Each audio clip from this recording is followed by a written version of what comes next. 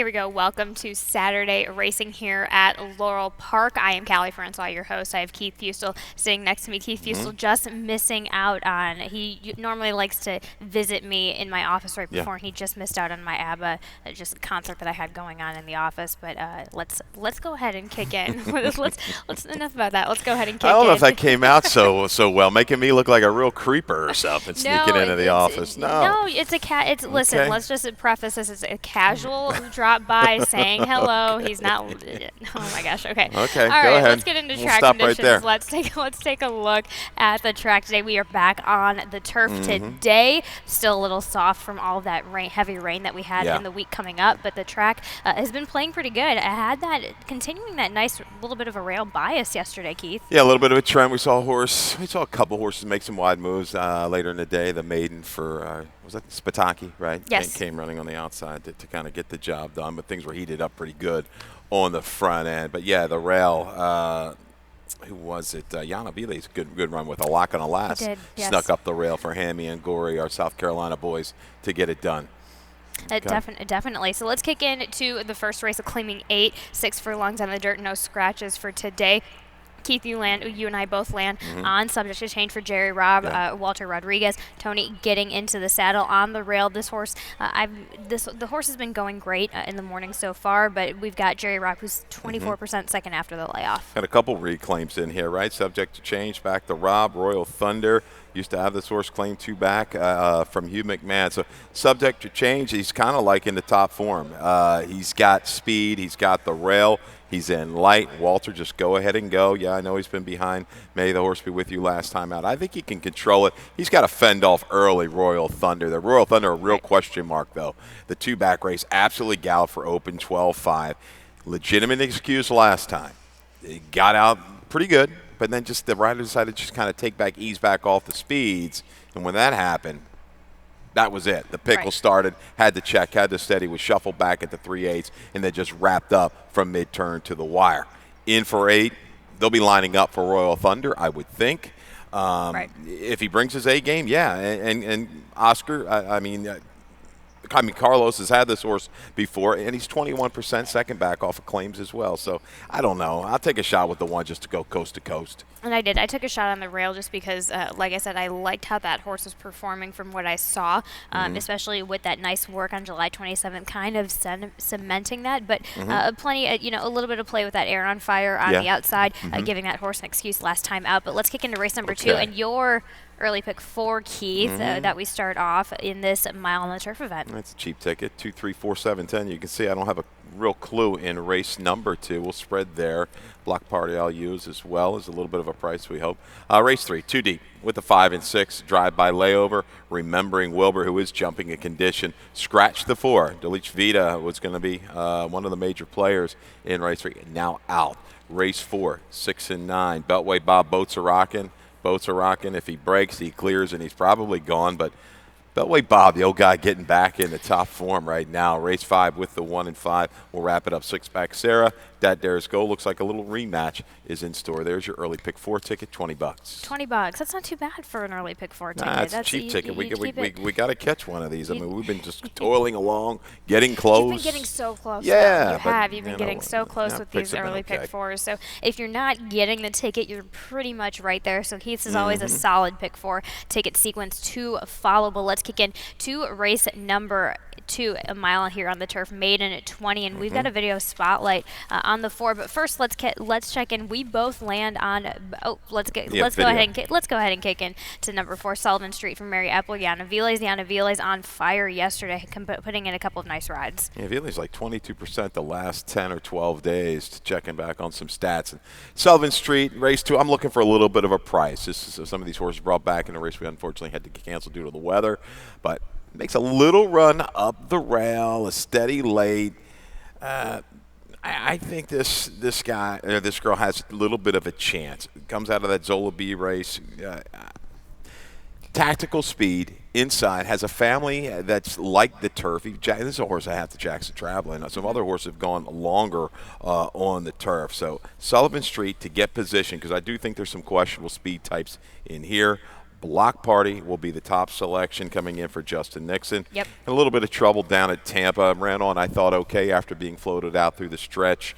Nixon, very capable trainer. We know that, does very good work. This horse took tricky play as well, was 10-1, and that was a good race. There's some good horses in there. A lot of them came back to run mid-60s or higher. Center Stage we saw run around here, take a lot of play at a real tough trip, and then went up and took play at Delaware in a stake. There we go. 10-4, Keith Fustel. 10-7, me. I put Little Nutter just because I think that horse has just had some time off, first time off, needed the time, going to be improving off of that first layoff for Bob Closeris. But race number 3, that claiming 10, 6 furlongs here on the dirt, never win 3. We both land on a drive-by layover with Dale Capuano. Carlos Lopez just narrowly missing out last time out on the extended 7 furlong distance. Yeah, just miss Anna Poison. I don't know what one to miss with that one yesterday. Wait for another day for Anna Poison. But drive-by layover, it was a questionable drop last time and couldn't get it done. I don't really trust a whole lot in here. That's why I'm using a horse like Remembering Wilbur. Turf to Dirt's been a very good angle for Sanchez Salaman throughout his training career. So this horse jumps condition but has speed. Will draw from the outside and kind of prompts the pace. Pit Stop Man's just going to go. I'll give drive-by layover one more shot, though. He looks like the legitimate finisher of the group. Right, of Remembering Wilbur. And as you mentioned, Remembering Wilbur underneath that nice turf to dirt angle for Rudy Sanchez Salmon, currently hitting at 25% with that. But let's kick in to race number 4, that starter optional claiming at the $20,000 level, mile and 16th here on the turf. We both land on Boats Are Rocking for our first position. We've got a video spotlight on Boats Are Rocking coming up right now here for Brandon Club on the lead, carrying away with it. We're going to see that performance again today. This horse doesn't mind the drive down from Granville, Pennsylvania, the lovely Laurel Park, does he? No. Man, a 5-year-old is now 2 for 2 over this turf course. He just opens up, and he just keeps on going. On that left lead there past the 16th pole, right. but once about an 8 in front, so he's going to be able to hold sway late. We're going to see if he can make it 3 in a row. Nobody in here really looks like he'll challenge him early. Peppo Law maybe. Possibly, but again, just kind of ride the hot hand. Boats Are Rocking. If he doesn't have a little issue out of the gate, falters a little bit late, I let it go Beltway Bob. We've always liked Beltway Bob here at Laurel Park. Greg Wilson going on the way back. He's been around a long time training, certainly a very capable trainer. Sure. Got back into that was a good run. It was 7-horse field. Freedom Matters. That was a good horse that won that race. I went back and looked at some of his form. So legitimate company. Can he run back to an 80? I'm not sure. But if he can hold and get one more race out of it, like a mid-70, I think it puts him into the mix in here to rally into. And he's handled a little bit softer going in the past as well. And he does. He does love a little bit of that softer going as we saw in the past. I went with the Benny. I went with Irish Riviera. I think if he can track, if there's going to be a horse that has the capability to track off of that Brandon Culp horse and still get a piece of it and not get totally discouraged from your runaway leader, I think it's going to be Irish Riviera. So we'll see what's going on there as far as where he places this horse, but especially that 2 back claiming 25 at Parks. I like that transfer from that Parks surface over here back to Laurel. I think Irish Riviera is going to appreciate that quite a little bit. Yep. Toe Curl and Kiss, I'll throw into the mix as well. He absolutely. is a deep closer. Was hampered last time a little bit. There wasn't much flow in the race and just couldn't kick it in. Back to the right kind of spot. Closed up nicely against the Top Choice a couple races back. Definitely. And so we'll kick on to race number 5, a claiming 8, 3-year-olds and upward for the girls, 6 furlongs here on the dirt. But I'm gonna just quickly dive into my pick 6. I go a little bit wide. I don't really go wide until the last race because I feel like that's a great toss-up. But I love this race number 6. I love Cannon's Roar coming back. Summer to Remember. That's going to be a good go between the two. I do like Maru as my top selection in the 7th race. A scratch on the 3 in that 7th race. By the way, just a heads up to everybody. Race number 7, a scratch of the 3. Looking over to race 8, Evangeline Loans, that's who I like in that race. Yodele Eaton, race number 9. I love those 3 top horses in race number 9. And then race number 10 in that nightcap, Maiden Claiming 20, mile out long on the turf. I feel like you have to go a little bit wide on it. That is the way to go wide in this ticket. So I end up with a $43.20 ticket to get you started. You can take a couple horses in and out of there, whichever way you like. But back to race number 5 for this claiming 8. We both land on the number 5, Dat Dares Gold, and we have a video with Dat Dares Gold and Sick Pack Sarah, both kind of battling it out a little bit last time out. Yeah, Sick Pack Sarah sprints away as she always does. She kind of likes to take the starch out of the other speeds, and she does a pretty good job of it. And she is second-time Jamie Ness, and I think he's above.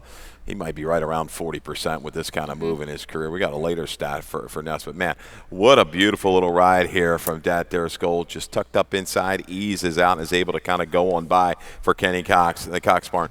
Just rocking and rolling right along. Really showing no let up through this summer. She's right back to about a peak. Can she get one more race out of her? It looks like a similar setup. A bunch of these horses kind of back against each other. If the one doesn't have a little hiccup out of the gate, she's going to be setting sail again. I wouldn't be surprised if it's a little bit closer at the wire. 3-horse, maybe a little bit of price value. Eloquent Lady, she comes out with that run-out blinker and everything like that.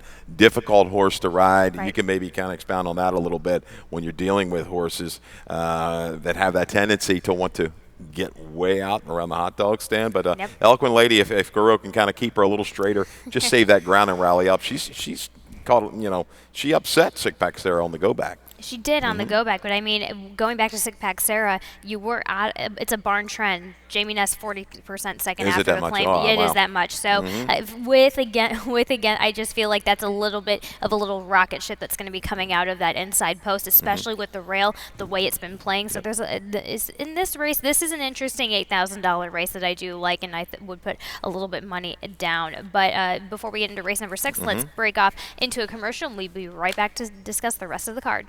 When it comes to getting back in the game, there's only one team to turn to. The team more high school, collegiate, and professional athletes train and recover with. That team is MedStar Sports Medicine. For more than 30 years, MedStar has served as a leader in the diagnosis, treatment, and rehabilitation of orthopedic and sports-related injuries. Ranked among the top programs in the Maryland and Washington regions, we offer rapid access to athletes of all levels. Let the pros who treat the pros treat you. MedStar Sports Medicine.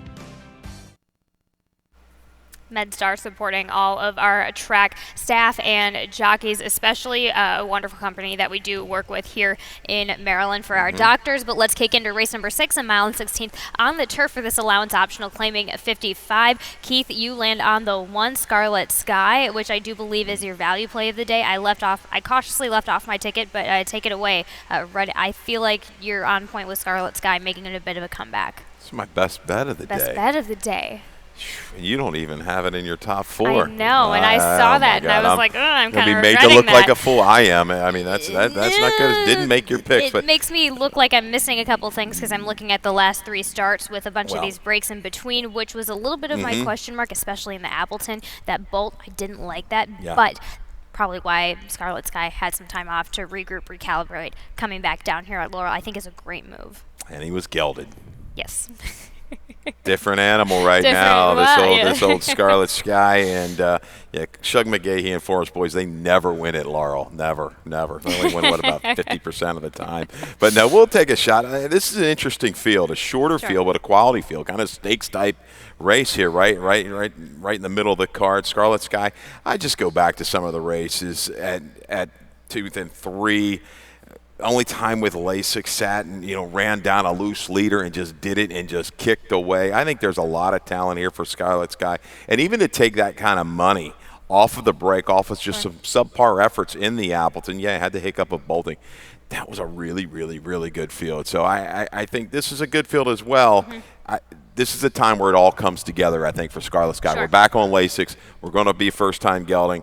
Great trainer, jockey combination, I think, will sit and has a little bit more tactical speed, too. And I think you're going to see it today because Summer to Remember is going to try to go out and clear and control it. Forest Boys will get the covered-up trip that she likes to get with these horses. I think he can bring the final finish and get over the top of a couple of these. Cannon's Roar is going to be tough as well. We've got video of Cannon's Roar going back to June the 19th. Yeah, this is going to be the find. And that included Nick Papagiorgio, who had the better of the trips, right? Nick Papagiorgio with Karamanos in the clear is going to kind of work outward and get the job done. But Cannon's Roar, just kind of stymied there from the quarter pole to about mid-stretch. Callie, you can pick it up from here. Well, there was a slight opening, and then it got a little bit tight. Then it went back and forth between opening up before it finally closed down, and he really just didn't have anywhere to go, got boxed in. So while there was a slight opening for him to go through, Charlie just didn't have enough horse at that time when he needed to go. And I mean, to go through that kind of hole that Cannonsworth needed to go through, you needed to have some kind of turbo engine on you to just really get going through that hole. So just a little bit of an unlucky trip. Come back at Colonial nicely. Then we see the Cannonsworth that we kind of are a little bit more used to. Yeah, I agree with you. That was first off the bench in the fine, and he just wasn't maybe fully cranked up. He sat there. Nick Papagiorgio got the jump and just blasted away from him and left him in the dust. But, he just didn't have that chance to accelerate. He might have been a little bit closer, but you're right. He wasn't going to beat Nick Papagiorgio that day. These two kind of take turns beating each other. But I think the 7's an interesting horse going here for Tim Kreiser. Is able to handle a good surface last time, second time in the barn. Some kind of magician had every right to go by him from the top of the stretch home. This course was, resilient, very, very game to the inside. I think he's going to hang in there a long, long way today, try to control it. But Scarlet Sky, I'm interested to see what he really brings to the table today. I love that first off. I love that he's a first-time gelding. So I'm giving it. It may take another race for still all those hormones to still be in the system a little bit. So giving it a little bit, giving him one more race. I really want to see a little bit of mental improvement there from that last start. But again, first time gelding, I think that's a huge difference for a Scarlet Sky. But race number 7, starter optional claiming 20, 6 furlongs on the dirt. Never.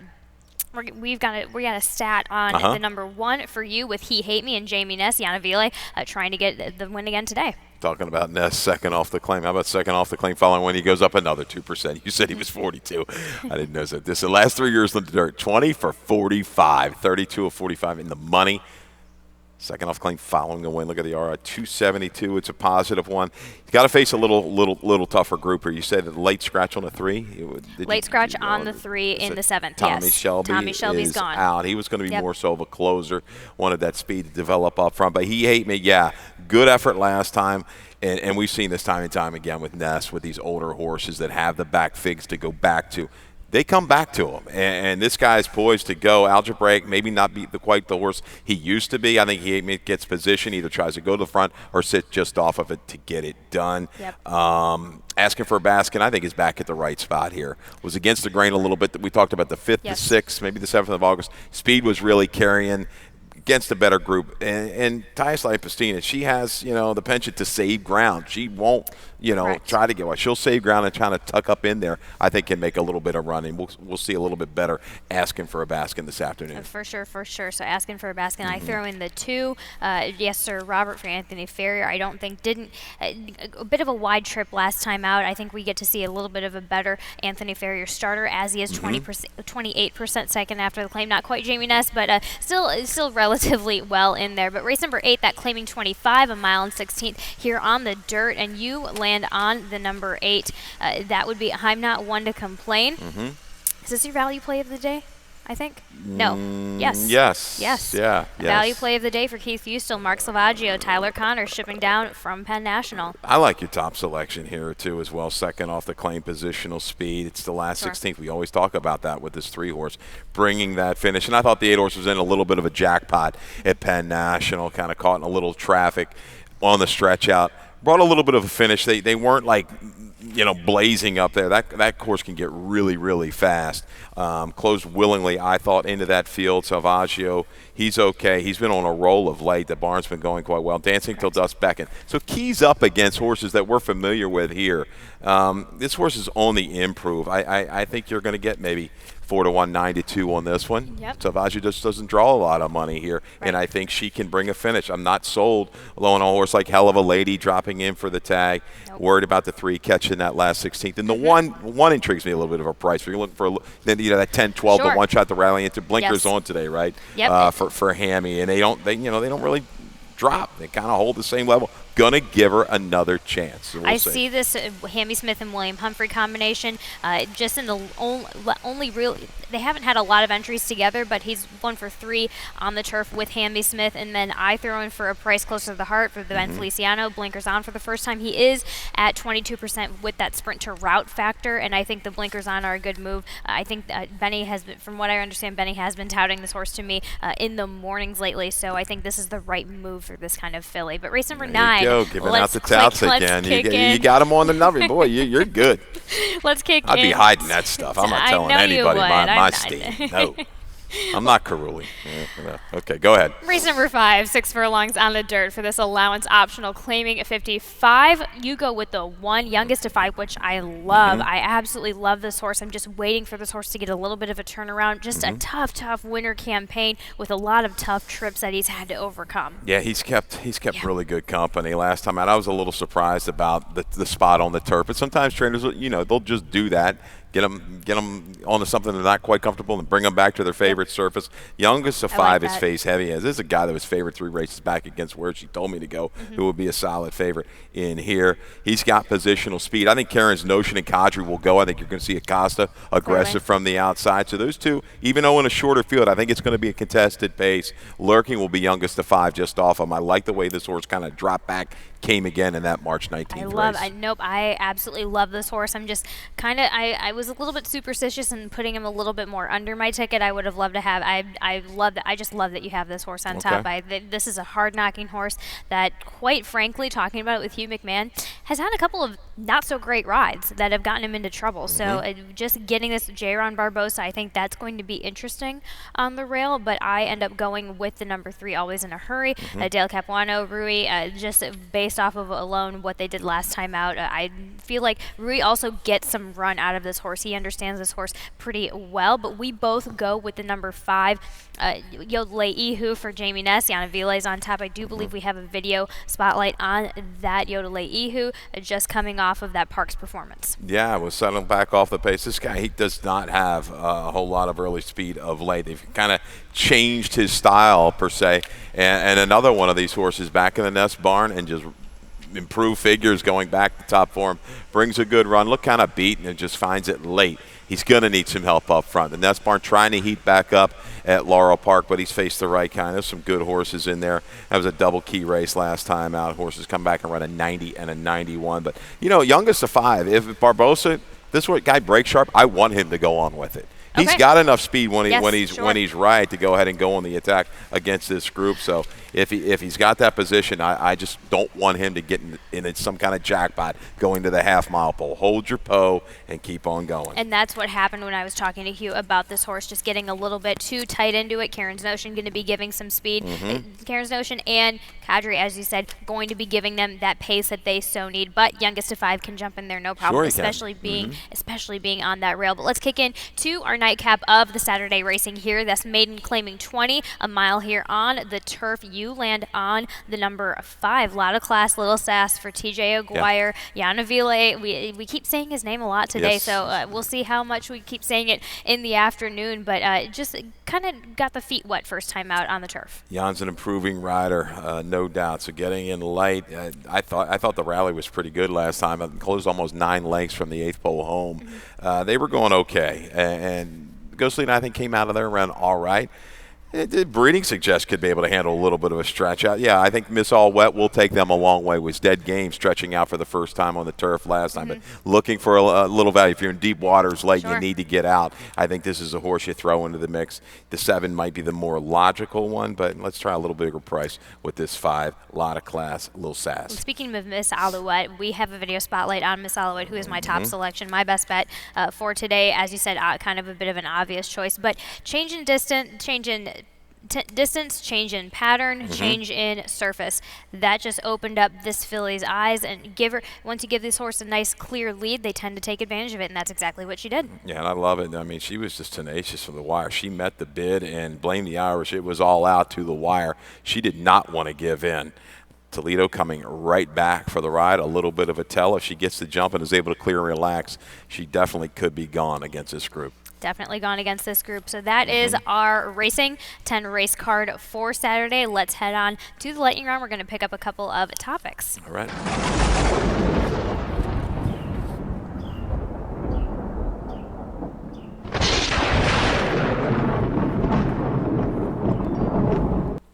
We had a double yesterday for Forest Boys and Tim Keefe in race 3 and race 7 yesterday. A couple of nice horses that were touted to run well with Elusivation and Canoodle, but both fought on very gamely, especially Canoodle right there until the end of it. Very, very nice performances on a barn that's on. I'm glad that Tim is getting on the upswing right now. I know his winter wasn't the strongest, so it's good to see him come back in this summer in a little bit better force. Yeah, Canoodle, the blinkers gone on, and every race on the dirt has been really, really good. I didn't know what that mile and 16th or whatever on the turf was there for. An experiment. Yeah, a little experiment. But, I mean, sometimes that I don't like that because it can throw a horse a little bit off. I don't like messing with horses when they're in form. He's a trainer. I'm just a degenerate and a chart caller. But anyhow, Canoodle, that was a well-timed ride. And the other one, I was a little surprised to be on the lead. But, man, she just nursed that one along perfectly. She did, and got the job done. Had a little bit of pressure at the quarter bowl, gave her a breather, just relax, and that's what happens. They just carry on, and she handled again.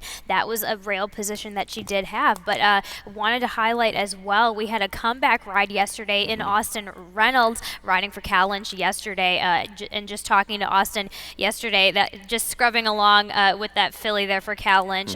He was telling me it felt really good to be back. It's been a long time. It's something he's prayed about for a while, and the timing just felt right with this filly, and it's something that he can hope to continue to do. And I'm sure, being an assistant for Cal Lynch, he'll probably definitely be on a Cal Lynch filly or two. There's just a couple live horses in that barn. I'm sure that he might be able to jump aboard and get a win. Yep. Absolutely, absolutely. We've got a stake coming up here at Gulfstream Park today. Race number 10, the Benny the Bull Stake, 7 furlongs on the dirt, $65,000 purse.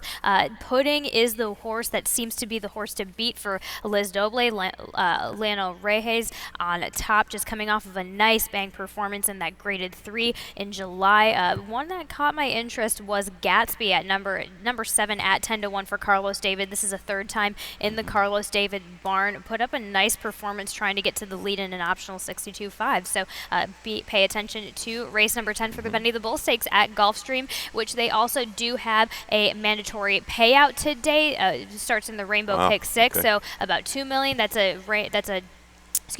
is a mandatory payout of $2 million for the Rainbow Pick 6 at Gulfstream. But Keith, let's kick in to your best bet and your value play of the day. All right, best bet of the day, race 6, number 1, Scarlet Sky. I think money's going to be spread right around, so maybe we can hold right around that 5-2 morning line. First time gelding, second time Lasix, off a little freshening, working well into this. I'm looking for a peak performance out of Scarlet Sky today. If he doesn't, I'm going to be a little disappointed. No, don't be disappointed, because that's why I left him off. With these first-time geldings, sometimes it's still in their system a little bit. So I like that you have him on top, but don't be totally discouraged. But I do love that as your best bet of the day, and then your value play is in race number 8. Yes, I'm not one to complain. Aptly named, I guess. Yeah, I'm not one to complain. Coming in for Mark Salvaggio, I think has the best finish of this group. It's not a field that I really love anybody. I just think this horse will hold a little price because of the connections. They come down here, slip away maybe between 4 and 6-1. I'll take that and key in my exactest top and bottom. Definitely. That's Keith Fusel with his best bet and value play of the day. Let's kick in to Dave Rodman for more changes and scratches. All right, good luck.